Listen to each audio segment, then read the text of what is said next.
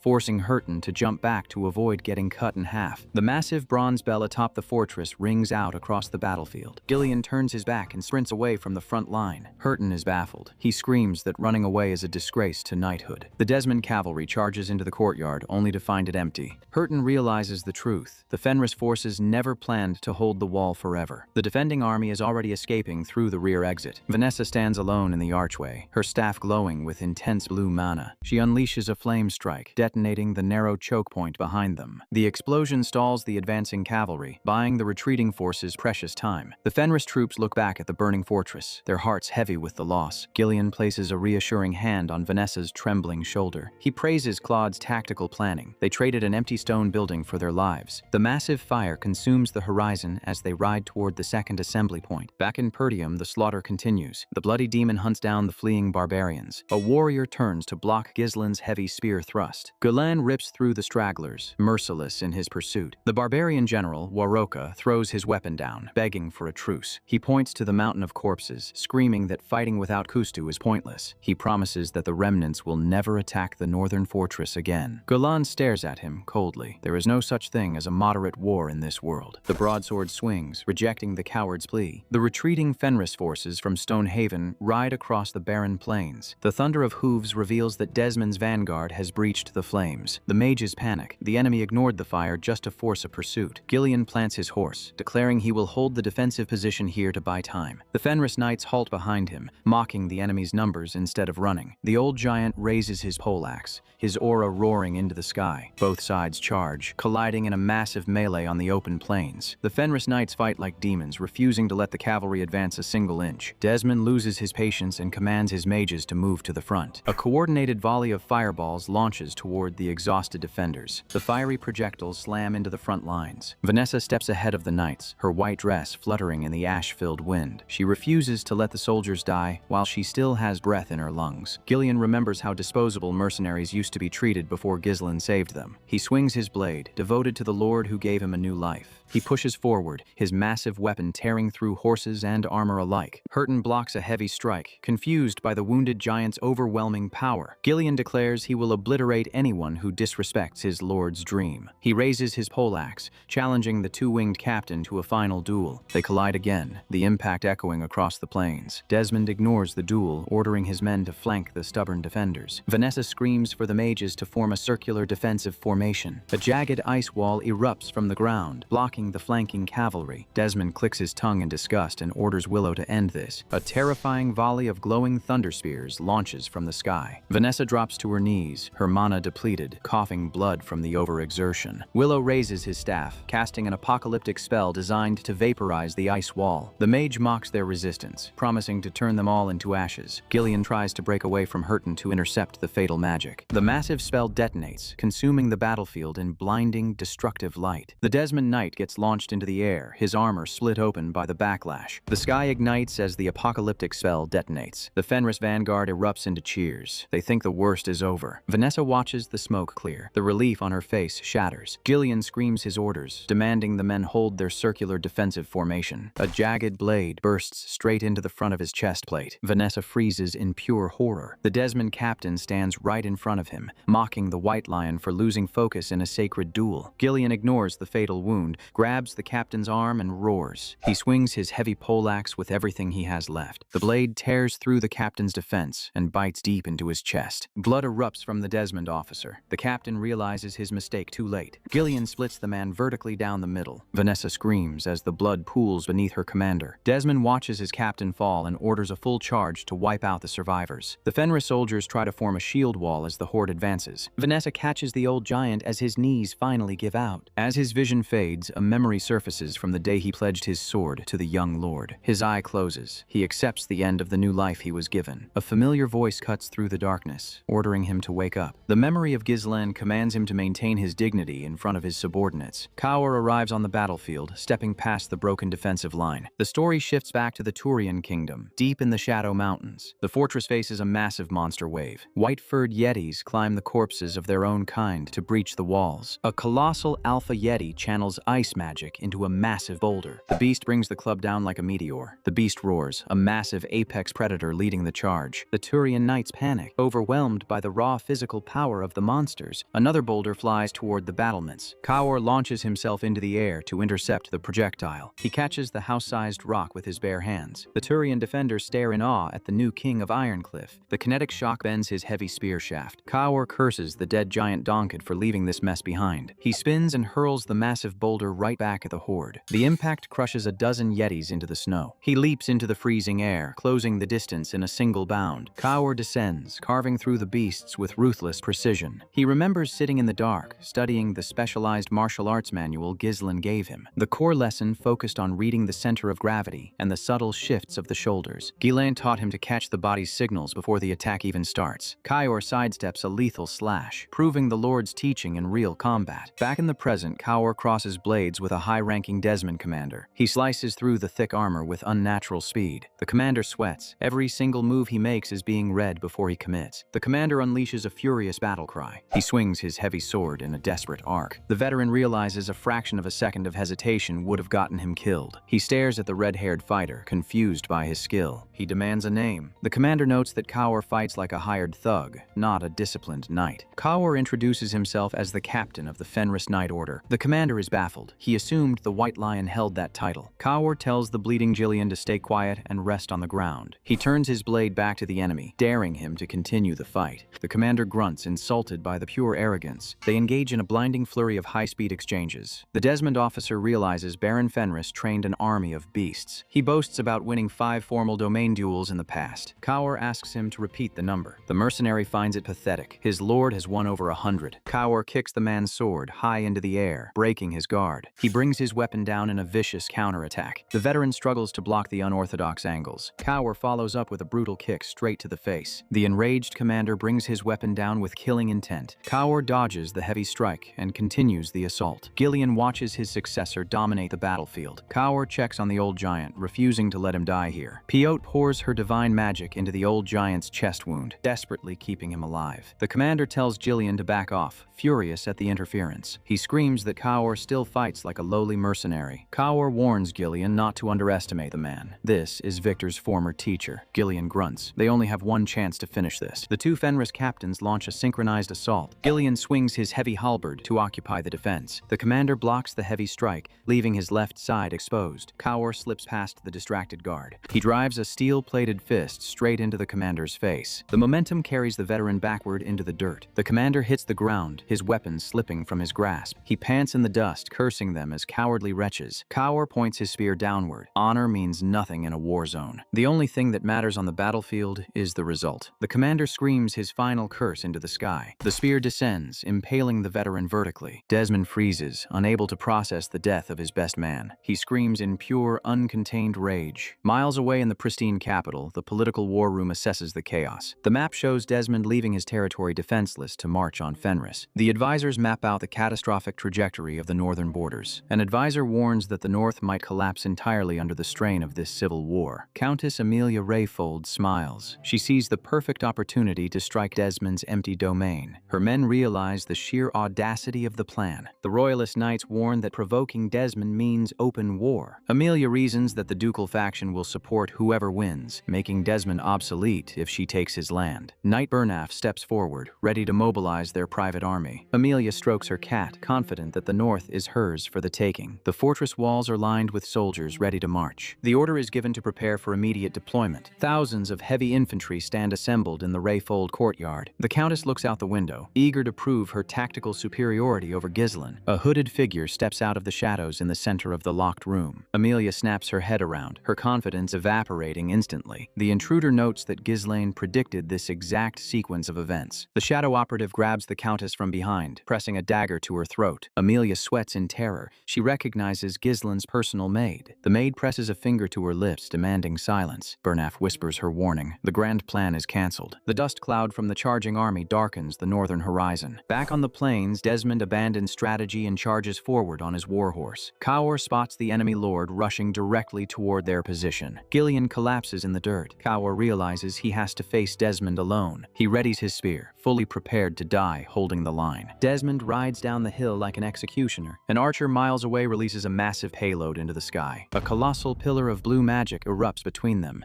shattering the charge. Desmond pulls back on his reins, confused by the sudden bombardment. Kaur smirks. He knew his lord would never abandon them. The exhausted Fenris soldiers erupt into tears. The cavalry has finally arrived. Desmond grits his teeth. The reinforcements reached the valley way too fast. A lone figure rides through the thick smoke ahead of the main army. He assumes Ghislaine abandoned his post at Perdium to rush back alone. The Royalist Knights stare at the sheer scale of the battlefield. A knight steps onto the ridge. Marquis Branford has officially granted Fenris command over the kingdom's army. Ghislaine's father draws his sword. The Lord of Perdium brought the kingdom's might with him. He orders the knights to sweep the Desmond forces while they handle the traitor count. The royal cavalry slams into the exposed flank, shattering the enemy formation. The Desmond soldiers panic as they realize they are now fighting the crown. He realizes his political allies abandoned him the moment he showed weakness. Desmond ignores the collapsing army. He only cares about one target. He charges straight toward the lone rider in dark armor. Desmond strikes the Dark Knight with overwhelming, lethal force. The momentum of the impact shakes the frozen earth. Desmond screams the name of his hated enemy, swinging for the kill. The heavy blade crashes into the rider's defense. Desmond slices the man right off his saddle. He groans from the sheer physical exertion of the strike. The riderless horse gallops past the chaotic front line. He reins his mount in, panting heavily from the adrenaline. Desmond stares down at the fallen knight. The eyes behind the visor are the wrong color. The terrifying realization sets in. He just killed a decoy. The memories of his dead disciples flash through his mind. Everything he built is crumbling. He screams into the dust, furious that Ghislaine controlled the board from the very beginning. He dismounts and glares at the hooded figure standing in the smoke. The figure speaks. He has been waiting a long time for this moment. Galland pulls back his hood and draws his broadsword. The real fight begins now. The Royalist vanguard charges forward. The battlefield turns into a meat grinder. Desmond's front line shatters under the sheer weight of the armored cavalry. A Fenris knight crushes a Desmond soldier with a single upward swing. The counterattack is merciless. The invaders fall by the dozen. The enemy commanders panic, realizing their count has vanished from the main formation. Claude rides into the fray, coordinating the slaughter from horseback. He screams the order for all units to push the advantage and end this. A massive volley of arrows rains down, pinning the retreating soldiers to the dirt. Deep in the chaos, Desmond realizes his absolute authority is crumbling. He crosses blades with the Dark Knight, the shockwave tearing the ground apart. Galland drives his weapon forward, forcing the Count onto the defensive. A brutal kick connects straight to Desmond's jaw. The traitor Count struggles to block the flurry of heavy strikes coming his way. Desmond screams in frustration. He built a pristine life without a single flaw. Every grand strategy he calculated was supposed to end in his absolute victory. His face is battered, covered in his own blood. Galland brings his weapon down, eager to break the man's delusions of grandeur. Desmond glares at the dark visor. He knows exactly who is wearing that armor. The Count raises his glowing weapon, his pride damaged beyond repair. He blames the young lord for every single failure his faction has suffered recently. The humiliation of losing his knights, his disciples, and his perfect record boils over.